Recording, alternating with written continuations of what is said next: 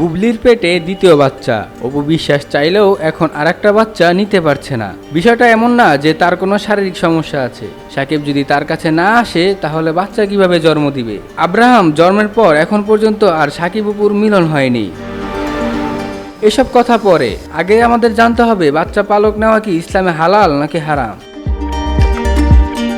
পালক পুত্র পালক কন্যা রাখা কি জায়েজ কাজ, তবে একটা বিরাট সমস্যা আছে। সেটা হলো, আপনি যদি কোনো ছেলেকে ছোটবেলায় এনে লালন পালন করেন, পালক পুত্র বানান, বা কোনো মেয়েকে পালক কন্যা বানান, মরণের আগ পর্যন্ত কখনো বলতে পারবেন না এটা আমার ছেলে, এটা আমার মেয়ে। কথা কি বুঝাতে পারছি?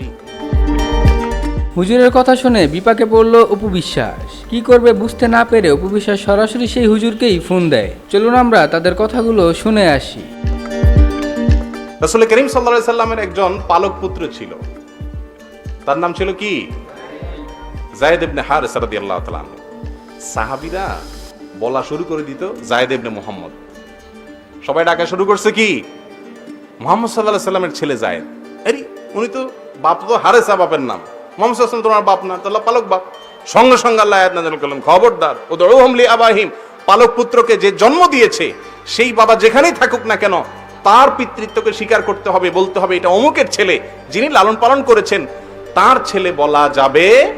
কিন্তু আমাদের দেশে কি হয়, 100% বলতে গেলে যারা একটা ছেলে লালন পালন করেই একটু বাপ ডাকটা শোনার জন্য, ঠিক না বে ঠিক? মা একটু মা ডাকটা শোনার জন্য, যে আমারে আল্লাহ ছেলে মেয়ে দেয় নাই, তো একজন গরিবের বা অন্য একজনের বা কোনো খালার একটা সন্তান বা অন্য ভাইয়ের একটা সন্তান নিয়ে আসে, কেন?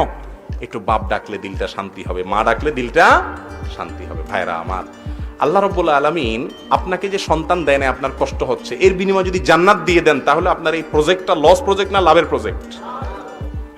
আল্লাহু আকবার। এজন্য মা ডাক বাপের নাম শুকতে গিয়ে হারাম কাজ করবেন না। আমরা লালন পালক পুত্র আর পালক কন্যা রাখি ধান্দায়। কিসে ধান্দায়? ধান্দাটা কি? আমার ছেলে নাই, আমার একজন ওয়ারিশ হইল, পরে নকল ছেলে বানাই দিব, নকল মেয়ে বানাই দিব, এই না ধান্দা? আর ইসলাম বলে অবশ্যই ছেলে মেয়ে লালন পালন করবেন, গরিবের ছেলে মেয়েকে লালন পালন করবেন, কিন্তু উদ্দেশ্য হবে কোনো ধান্দায় না, সওয়াবের উদ্দেশ্যে। যে একজন গরিব মানুষ তার ছেলেটাকে লালন পালন করতে পারতেছে না, ঠিক আছে, ওটার দায়িত্ব আমি নিলাম, ওর পড়ালেখা খাওয়া দাওয়া সব দায়িত্ব আমি নিলাম। একজন ইতিম, তার বাবা মারা গেছে, এতিমের দায়িত্বভার গ্রহণ করে নবী সাল্লাল্লাহু আলাইহি সাল্লাম বলেছেন, আনা ওয়াকাফুল ইয়াতিমি কাহাতাইন, এই দুই আঙ্গুল যেরকম পাশাপাশি, আমি এবং ইতিমের যে দায়িত্ব নিবে সেই দুই আঙ্গুলের মতো থাকবে। অতএব পালক পুত্র পালক কন্যা রাখা জায়েজ আছে, কিন্তু সেটা তাদের বাপ ডাক মা ডাক শোনার জন্য না। মনে রাখবেন, পিতৃত্ব এবং মাতৃত্ব সারা পৃথিবীর সকল সম্পদের বিনিময়ে কেনা যাবে। ওই বাচ্চাকে যিনি জন্ম দিয়েছেন, যিনি গর্ভধারণ করেছেন, আপনি তাকে লালন পালন করতে পারেন, তাই বলে ওর মায়ের জায়গা, ওর বাপের জায়গা কখনো আপনি দখল করতে পারবেন না। ওর বাপ বাপ থাকবে, ওর মা মা থাকবে, সেটা কখনো পরিবর্তন হওয়া, মা বাপ কি পরিবর্তনশীল বিষয়? যাবে না। মনে থাকবে তো ইনশাআল্লাহ।